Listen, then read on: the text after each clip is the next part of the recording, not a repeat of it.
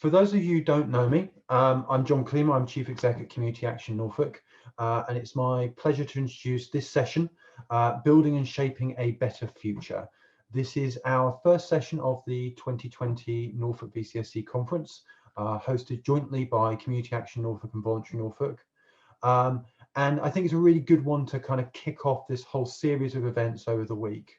When we talked to sector colleagues in the summer about what they wanted out of a conference, two key themes emerged. The first was about surviving. How do we kind of sustain the activity that we're doing in the face of unprecedented demand? The other was about building back better, harnessing the innovation and passion and the opportunity from our COVID experiences. And it's with that latter element we very, very much designed this session. I'm delighted to be joined by Katie Turner, Deputy Head of Research at the Institute of Voluntary Action Research, an independent charity that works closely with people and organisations striving for social change, and Seth Reynolds, Principal Consultant for Systems Change at NPC, who helps charities and funders improve their strategies and maximise impact through more systematic working. We're hoping that they're going to sort of be sharing some of their insight and inspiration on how we can build on the adaptations, the innovations shown so far this year, and how we can influence and shape the future for people and communities in Norfolk. I'm going to end my piece there, and I think I'm handing over to Katie to speak first. Katie, over to you. I think we're going to go with Seth first. Actually, I don't want to jump we in. can do it that way round if you want the first example. So Seth, over to you. The plan. All right. Thanks, John. Okay, there'll be an awkward moment while I attempt screen sharing, and my computer will freeze for a bit. But I am here, so just give me a second, and we'll try and make sure we've got the right thing being shared. So let's see if this works. I'm sort of doing dual monitors, so I'm sort of, if you see me flicking between, that's why. Okay, so okay. Katie, you're the only person I can see. Can you nod if you can see my screen? Yes. Okay, great. All right, morning everyone. Thanks, John and Tasha, for the invitation. People still arriving. Beeps, beeps and dings. Thank you for the invitation and for the introduction. So, as John said, I'm Principal Consultant for Systems Change at NPC. And I'm going to sort of speak about some of the things that John flagged, and how do we both survive the current crisis and build back better. And we've been on a journey with this ourselves at NPC, as many people I've spoken to have, and I'm sure many people in this virtual room are. As to, and for NPC, spent a lot of time talking and thinking about how we respond to what the sector is needing, because that's our job. Perhaps I should just actually explain. I'll explain for those who don't know what NPC are in a second. And we talked a lot about how we kind of position our response to the current crisis. Like, is it about surviving? Is it about just kind of surviving and helping the sector just to kind of buckle down and do what it needs to do, and and just kind of get through it? Or is it about jumping on the kind of the Build Back Better agenda? And eventually, of course, we realize that it's both, and the two things aren't necessarily mutually exclusive. And so I'm going to talk a little bit about that today. And then, just the sort of last caveat, my job title is Principal Consultant for Systems Change, which is a very odd thing to be called. And it's sort of, so I guess it's my job, just as a caveat for what I'm about to the next 20 minutes, I guess it's my job to talk about things that are really difficult, and make them sound like it's easy. But I absolutely know that it's not. But that doesn't mean it's not worth trying to change systems if we can. And I think we can. So NPC, for those who don't know, are a think tank and charities and consultancy. I guess kind of one of the principal sort of think tanks and consultancy agencies for the charity sector. 3 things we do mainly. We have a consultancy offer. We work with clients, both individual and organisational level, in the charity sector to help them have strong impact in a variety of ways. So we have a number of different areas that we specialise in. Gosh, I hope that binging stops soon. So apologies for that. I can't mute, otherwise you won't be able to hear me. Obviously, we through our think tank work, we seek to challenge and inspire the charity sector to do the best that it can. So we do a lot of kind of research and on a range of topics to highlight best practice, to bring in insight and expertise. Is there any way that can be turned off, that little bing notification? John, I don't know if one of you is able to do that in the settings, because it's quite distracting. Sorry. And then we support the sector to seek to create the conditions for impact. So that means working at a kind of a policy level and advocacy level. We work a lot with funders to really just kind of around the infrastructure that charities need to be effective. So that's NPC. And this is me. So I'm in South London. I've just arrived from South Africa. Oh, my South Africa thing has fallen off. The picture on the left I took in Cape Town, where I was living, and where I was running a multi-sector, sort of multi-agency collective impact program for youth violence prevention, bringing agencies together around a common agenda of youth violence prevention in townships in Cape Town, which is a very kind of complex and challenging environment. I now live in South London, which is also a complex and challenging environment, and I write and talk about systems change and do consultancy around systems change. And when I'm not doing that, I can be found doing those other activities you see at the bottom of the screen, but generally not together, if at all possible. So is it a crisis, or is it opportunity, or is it both? We shall see. But let's talk about the crisis.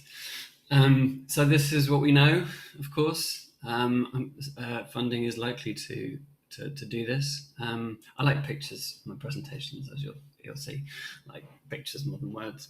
And not for all, of course. There'll be winners and losers in the next period, next phase, year or two. But the sector as a whole, of course, is going to lose a lot of funding, and we know this. Reserves is going to be depleted, and grant income will be scarcer, and contracts from the government will almost certainly reduce. For some sectors, of course, not for all. And the foundations will be taking a more financially risk-averse position.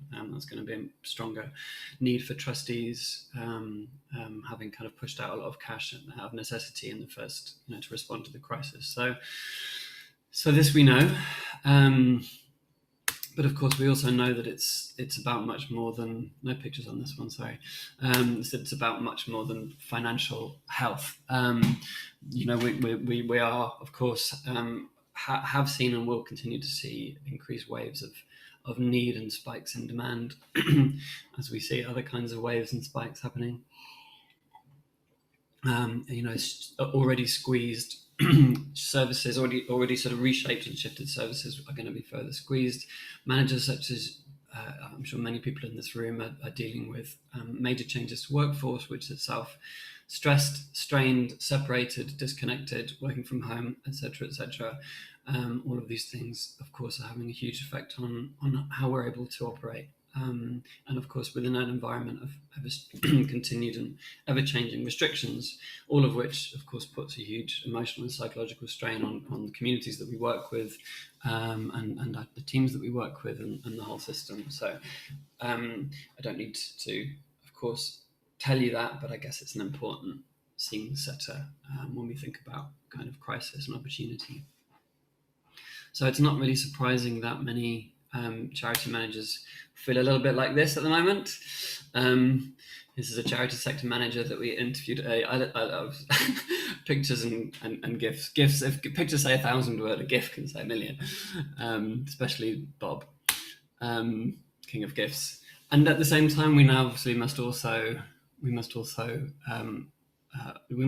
this. That's the call that we're given by our new leader. I mean, Joe says Build Back Better.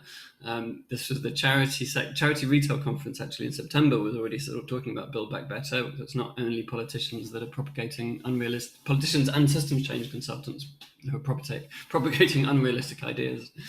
It's everyone. Even Boris is asking us to build back better with a rather unfortunate hand gesture, which I think is just attempting to signal a strong and clear forward motion as opposed to anything else. But in reality, it looks a little bit more like this. That's probably a more accurate description of what building back better actually feels like.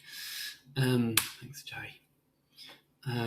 Because the road ahead is one of many blind corners and many U-turns to come, I'm sure. It's sometimes blurriness as the future is not just bleak, it's blurry. Just something that I wrote in a blog recently for NPC. It's which is sometimes worse. Sometimes bleak we can handle if we know what it's going to be. The blurriness can be actually harder unless we can figure out how to work with that. And that's one of the things that I'll come on to. And yet, arguably not yet, but not in spite of the fact that it's been blurry, but because of the fact that it's been blurry and uncertain. Look, we've been able to do huge things within this context of uncertainty. We've, as a sector, charities have of course shown great adaptability, agility, innovation, and resilience, and even funders have done that. I mean, we saw, of course, starting in March, a huge expansion of flexibility around grants, and moves to the London funders and others pledge to kind of work in a more flexible way and have better dialogue with charities and enable charities to kind of have more agency. Along that, we've seen, of course, rapid digitization, move to more flexible and agile working, we certainly have seen new forms of volunteering and civic participation. Of course, there's questions as to how that sustains going forward. Many people have talked to. I spoke to lots and lots of people who experienced huge increase in collaboration with other people during these crises, and I think we've seen a huge proliferation of these kind of spaces for sharing learning and knowledge. There seems to have been again, not in spite of the uncertainty, but because of the uncertainty, that kind of increased connectivity and arguably increased kind of empathy and humanity, one could say, I think is something that's really struck me anyway, that I think people are being, and I guess that's what happens in crises, is that we empathize with each other more, we understand each other more. We're not all just kind of treading the wheel and surviving and going through the motions, and that's, more empathy and more humanity is never a bad thing. So a lot of these things, I think, can be considered shifts in the system. There was a lot of talk and chatter, at least in my world, from when COVID first broke and things that started happening about like changes and how COVID had changed systems. I'm personally skeptical of that. I prefer to talk about shifts in the system, at least for now, and then we'll see. COVID sort of stopped the machine, and that's why a lot of these conversations were happening. And there was a kind of a pause, a great pause people were talking about, if you remember, a kind of a liminal space, liminal space being kind of the threshold, the space between spaces, opens up, and that, allowed people to stop and observe and question. There's this nice model, which in systems thinking that I like, called the iceberg model, and that's a metaphor. I'll just kind of quickly talk through it. So the iceberg metaphor, in this model, the top level, the level above the waterline, is the events, the stuff that's happening, and then underneath that are the patterns of behavior that build up over time, which create those events. And then underneath those behaviors are the system structures that create the patterns, and underneath those are our what's called here mental models, our beliefs and our mindsets. And that's what ultimately creates the systems, creates the processes that we have, and then creates the events and the activities that we see. Now, what happens in crises is that the waterline gets lowered. COVID lowered the waterline. It brought to the surface the things that we don't normally see or we're aware of, but we're not discussing, we're not conscious of, we're not talking about. And so these things, so COVID sort of shone a light on these things. So one example, I mentioned the funding systems. COVID provided this sort of sudden shock to the system that revealed these patterns and structures that were, if we think about just use the sort of systems terminology, that were inhibiting the system effectiveness. So what I mean by that is, how charities are unable to use resource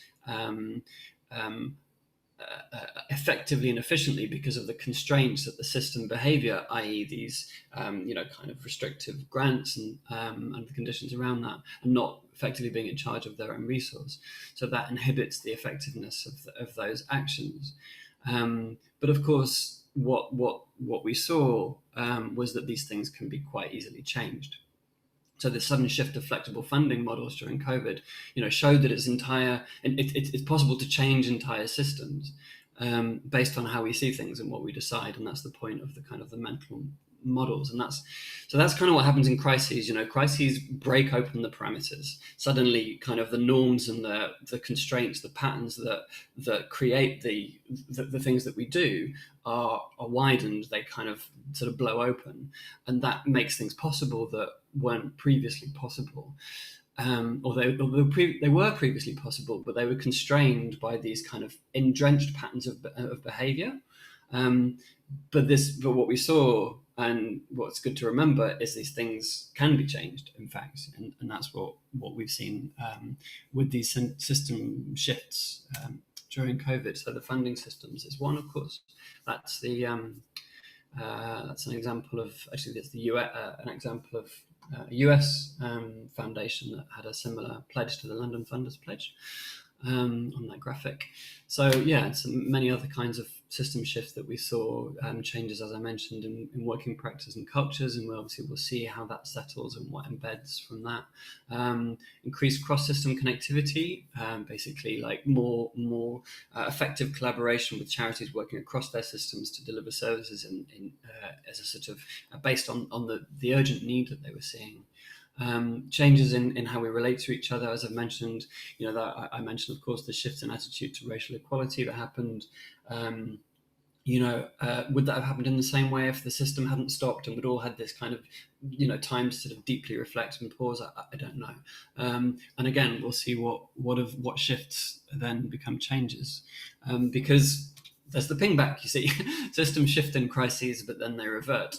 I hope you don't mind me quoting you here, John. We had a chat last week, John and Tasha and I, just chatting about things that are happening now and the challenges the sector's facing. We were chatting about this collaboration issue, and John said something which I really liked. He said it goes suddenly from like, let's work together to fix this in the time of crisis, to then whose budget line is this coming from anyway? Once the crisis is over, which I thought was really summed it up really well. But that's also an illustration of the ping back, you see, because the ping back is whose budget line is this coming from? This is like, that's going back into kind of thinking along those lines. And I understand why, of course, that's kind of the reality that we exist in, but it's kind of interesting to note that that's a sort of an illustration of a kind of a system reverting to its previous state. So how do you then kind of push back against that? Arguably, well, one of the reasons why systems ping back is because we ping back. our own sort of thinking around what's possible also reverts. So kind of Bill, just sort of extending this or thinking about this iceberg metaphor, again, between kind of behaviors, processes, the connection between those and the systems and our own sort of mindset, we can perhaps look at, I'm just going to kind of think about pushing against the pingback, sort of how we resist the system kind of coming, the system shifts, then reverting and not becoming systems change. We can think about 3 levels, perhaps: the self, the organization, and the system. I'll go on to explain. I'll give some examples in a moment. So yeah, as I said, COVID lowered the waterline and made these more things visible, made more of us conscious of the way that the system was operating. And so pushing against the pingback means making an effort to keep it lowered. Even as we kind of get sort of brought back into all of the other day-to-day things, which, as I say at the beginning, I understand is not an easy thing to do. Being conscious about slipping back into old patterns and accepting norms that are based on our previous beliefs and assumptions. So at a self level, here's just a few thoughts. Fighting our own pingback, as I say, means challenging our own assumptions and mental models about what's possible. So on this example with this conversation with John really set me thinking, so why does that happen? Why can't we collaborate in the same way? And if we were to extend that thought and to think of it in a systems way, well, then the answer to that is because space and capacity and resource isn't provided for that. So the question, well, whose budget line is this coming from, which is a very reasonable one. If we think, well, what the system needs is for there to be better coordination and connectivity so that we can respond more effectively, but we can't because we're constrained in this way. Well, why can't we? And how could the system better serve that, right? So rather than just going, oh, well, we can't because these, then should we kind of then push then of course it comes into the fact that charities are so constrained by what funders allow. The reality is that charities and funders are locked in together. What the charity can do is locked into the parameters that are set by funders, who effectively buy charity services.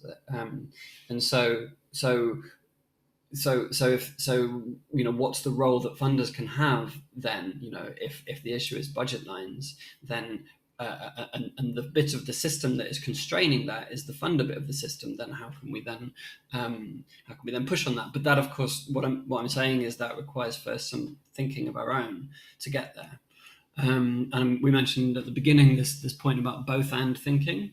So again, challenging ourselves, and I've had to do that myself, and NPC have had to do this throughout. Is it a crisis? Should we do this one thing or the other thing? Should we support the sector through its crisis and recognize that, or should we try and build back better? The answer, of course, is both. And this kind of paradoxical both and thinking is something which doesn't come easy to us. We think things are one thing or the other, is good or bad, or feel sad or feel happy. So the way that we think can kind of inform, change how we go forward.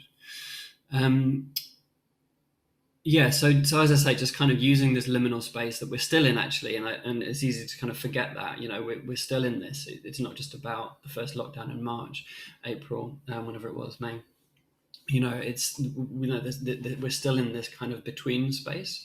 So using this time to think about, as I say, what kind of systems behaviors need to change, what we can affect, and how we contribute to those systems behaviors. So then at a system level, we could talk about this all day. Many examples and different ways in which the system could and should change. I guess one place to start is perhaps what's changed, what COVID has shifted, and how can we change. So rather than thinking the sector as a whole, the entire system needs to change, where should we start? Just what does Build Back Better mean for how we work as a sector, and what can we build on from the COVID shifts that have already happened? So I give the example here so thinking about uncertainty, for example, and how COVID sort of created this need to work in a more responsive and more adaptive way. you know, the sort of systems theory world has been talking about complexity for a long time, and complexity, which is, you know, the reality is that we work in very complex systems and with complex problems, as we all know, but our responses to those are don't adequately match that.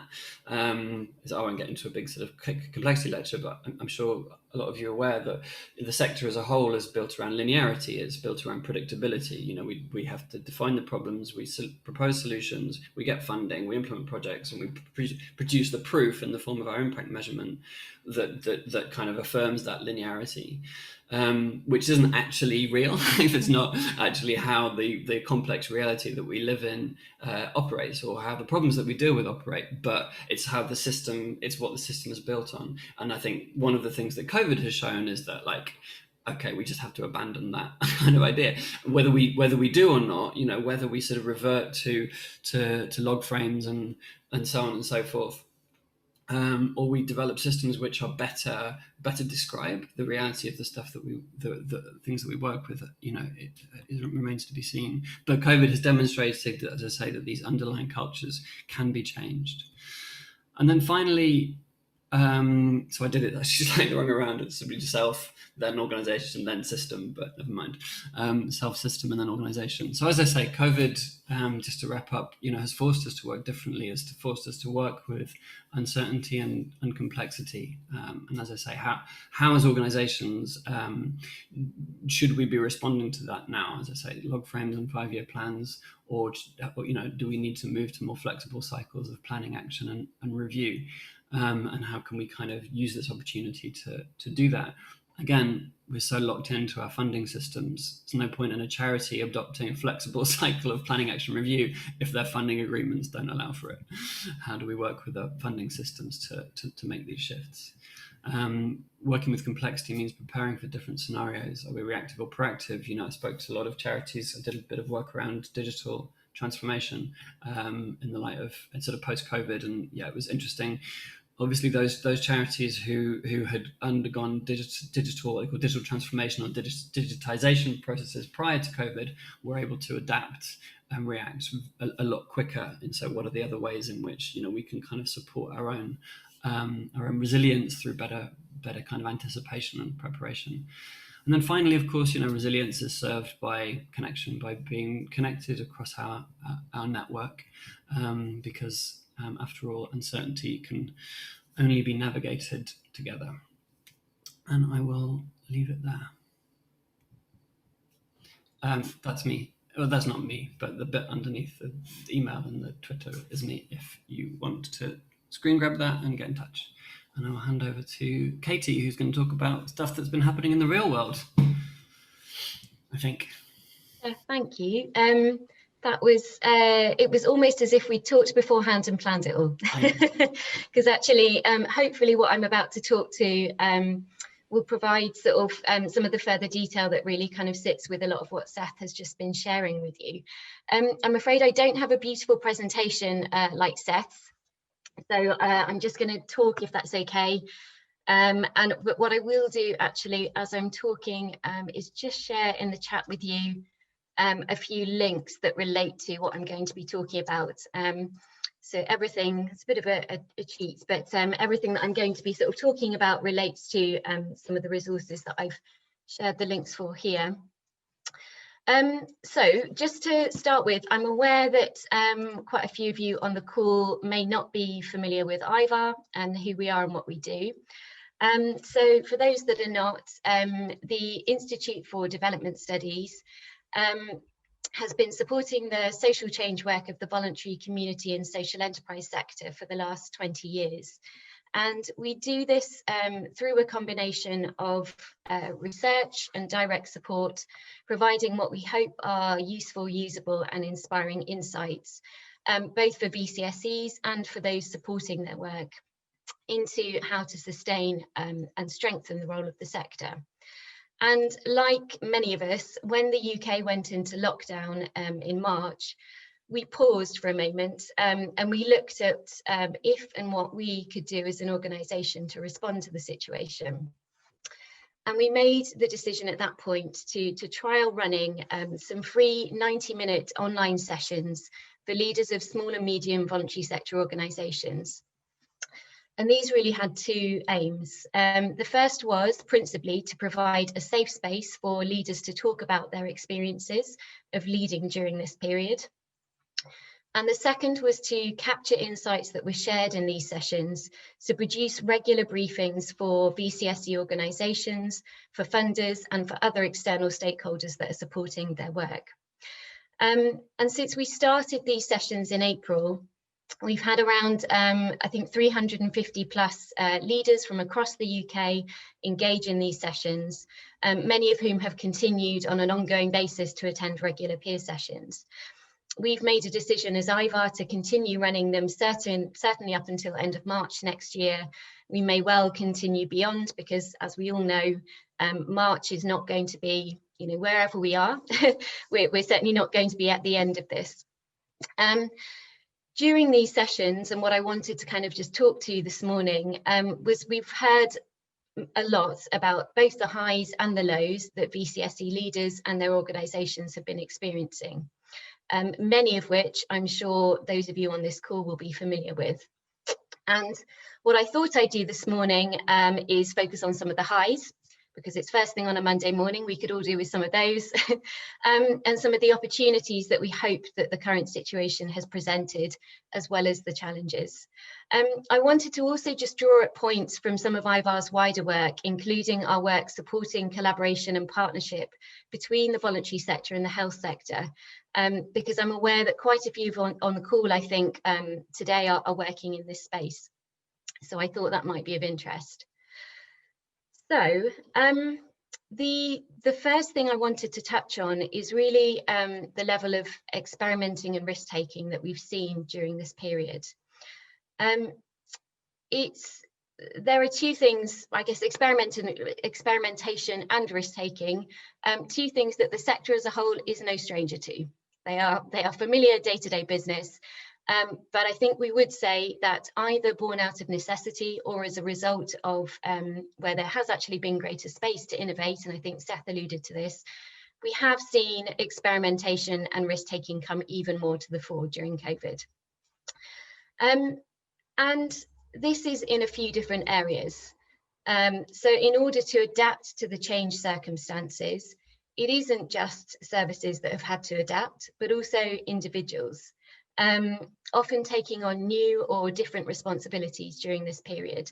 And it's come about as a result of a few different factors. So for example, reductions in staff and volunteer numbers as a result of some individuals having to shield.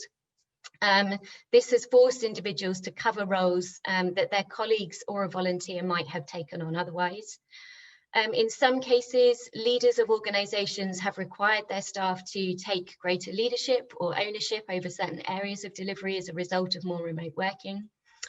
There's also been, and this relates to what Seth has just been sharing, in some cases, the fact that there's been reduced pressure from funders to stick to original agreed delivery plans has actually freed up individuals to be able to apply their knowledge and skills in the moment and make decisions that are based on the needs presented rather than predefined outcomes and targets. That's something that we've seen and heard quite a bit of in the last 8 to 9 months. And to Seth's point about, what are the things that we want to make stick after this period, that is definitely one of them. How can you make sure that actually the flexibility and the ability to kind of innovate that people have, that has been enabled by funder practices during this period in a positive way, how can we make sure that that's continued? And I'll talk a little bit to that in a bit. The other area is where there's been opportunity and impetus to innovate. So the requirement to actually think and act differently has led to many organisations making radical adaptations to the way in which they deliver their services. And I'm sure that there will be many of you here today who are familiar with having adapted your services so that you're now providing a blend of both face-to-face and remote support, often having to very quickly shift the balance at the moment between how much of these you deliver, according to constantly changing lockdown restrictions and often sort of now specific variations in very localized geographies as well. So we all know we're here today on a Zoom call, a Zoom conference, that we're having to continue to make these very rapid adaptations to how we deliver services. So most organisations are somewhere on the spectrum of providing both remote and face-to-face. What we are hearing is that many are saying that actually, even once they are in a position of being able to entirely go back to delivering face-to-face, that they are likely to maintain elements of the remote services. And this is for a number of reasons. So some have found that for some service users, this mode of delivery actually suits their needs better, or it makes a particular service more accessible to them. For example, because they don't have to travel to a particular location, or they find online spaces less daunting and more comfortable than face-to-face.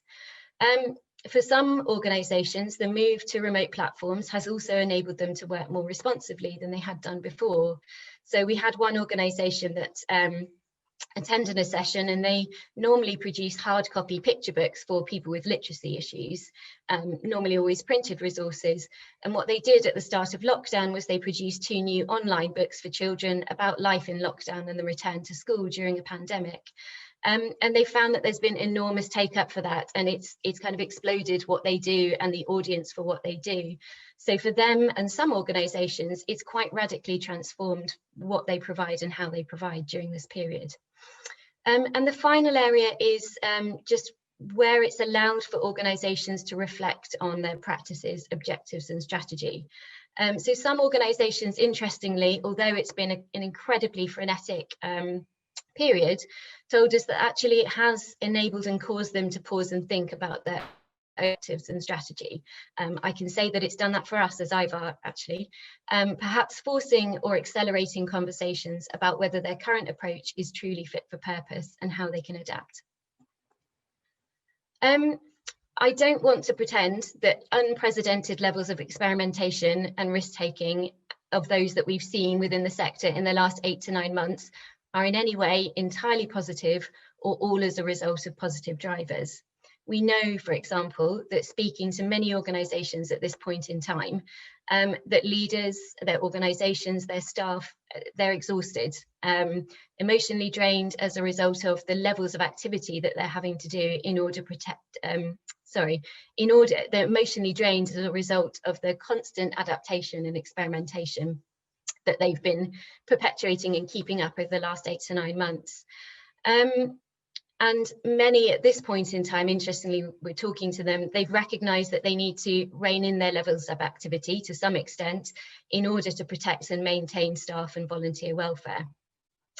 However, we know that for many VCSEs, they've already made the decision that post-COVID, it won't simply be a case of returning to how things were before, and that there is much that they've learnt and done during this period that they want to hold on to. So it's very much a story of 2 halves. The other area that I wanted to talk about, where we've seen some really interesting shifts, and again, this speaks to what Seth was talking about, is where we've seen kind of new or stronger collaborations and partnerships taking place. Something that many of you on this call are no doubt involved in and have been involved in are the very localised responses to COVID and the wider impact of COVID on communities and the response to that. And you'll be familiar with the fact that in many local geographies, it has helped to accelerate certain place-based alliances within and across sectors. And what this appears to have done is demonstrated both what can be done. So it speaks to Seth's lovely iceberg diagram. So it has shown us what can be done through collaboration, and also helped to cement a better understanding of the need to meet communities where they are.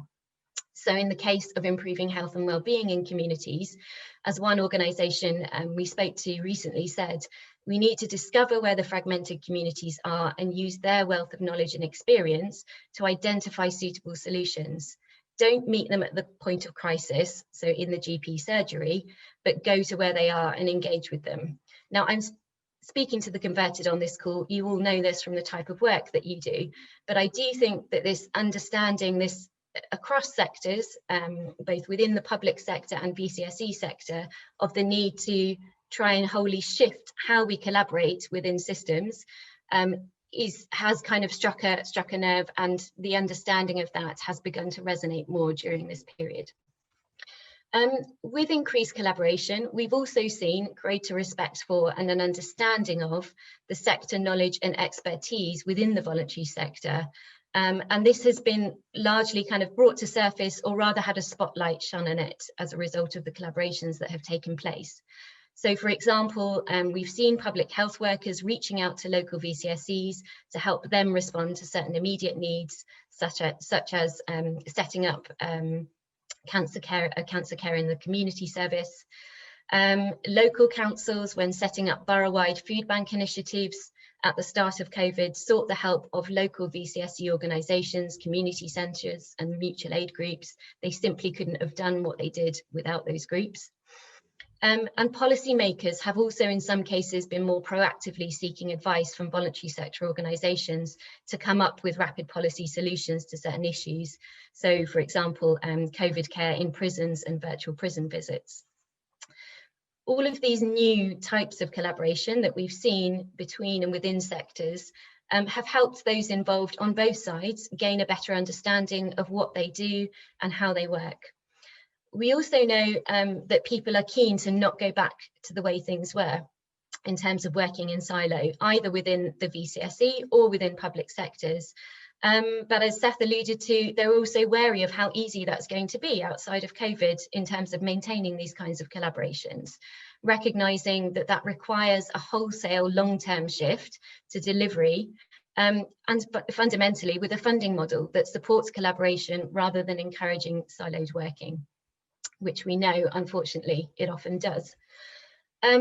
However, many are confident that collaborations now formed will endure, and that in the simplest of terms, they said, we just know each other better, so we're more likely to pick up the phone.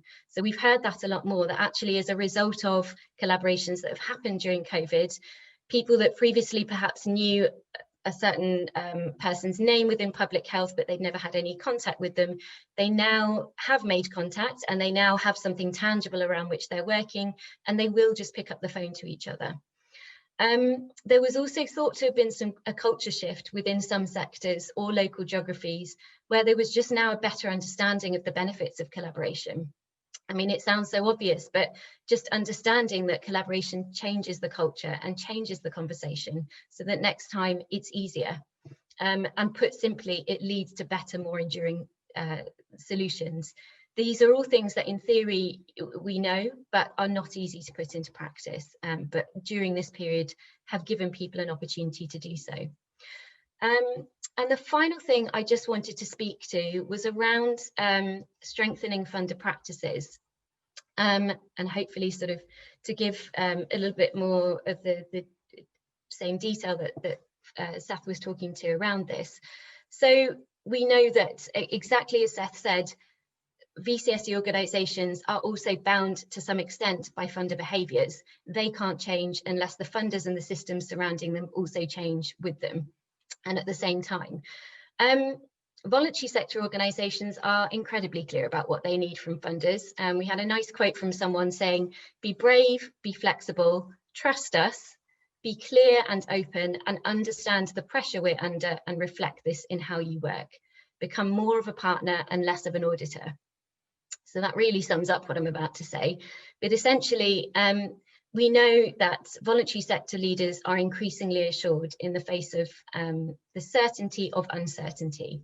So they know they've kind of found their groove in terms of understanding how they need to be flexible, the sort of fluctuation of opening and closing services, moving between remote and face-to-face, juggling how and what and when they do what they do. So they are able now to kind of move with a degree of fluidity and in a pragmatic way. In the case of funders, they're finding it harder to make that leap. So they're still used to a relatively structured environment of strategies, programs, funding cycles, grant management and reporting. And the constantly changing external context can be extremely destabilizing. So they were able to kind of respond with the speed and agility that was required in the beginning. But what they found now is that it's placing strains on systems that were never developed to be that flexible and responsive. So they see that meeting the requirements of the future are going to be equally challenging. Adaptations that were introduced during the early stage of the pandemic need to be sustained and further developed. And other elements of the tried and tested traditional familiar ways of doing things will need to change. So what can they do? There's 4 things that we think that they can do, and that we're having conversations both with funders and voluntary sector organisations about. The first is to express priorities, requirements and exclusions with absolute clarity.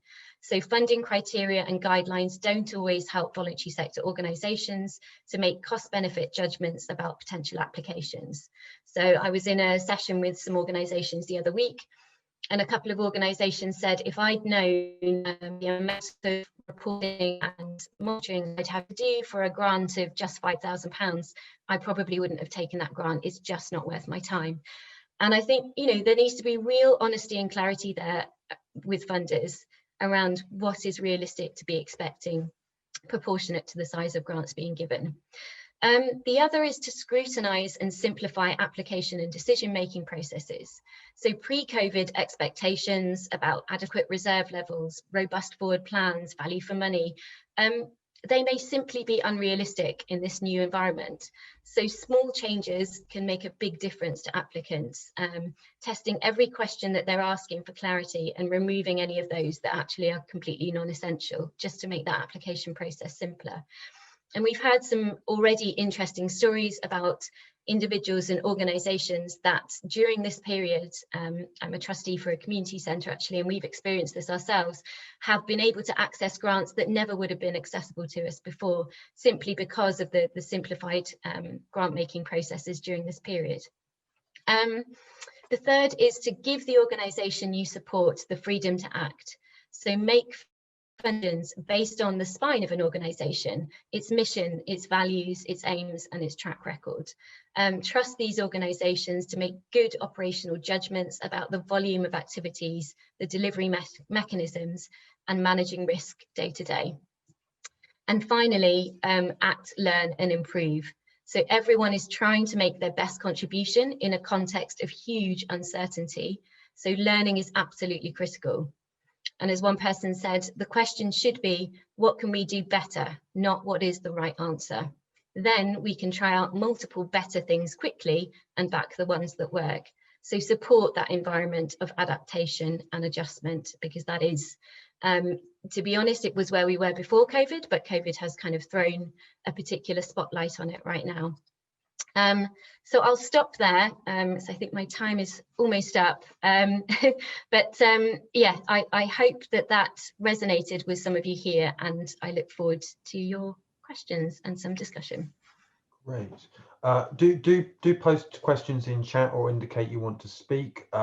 We're also very keen to hear some of the examples of kind of your experience about innovating and change. So if you want to give kind of your experiences, do say and indicate to speak in chat. Thank you to Katie and Seth for their presentations.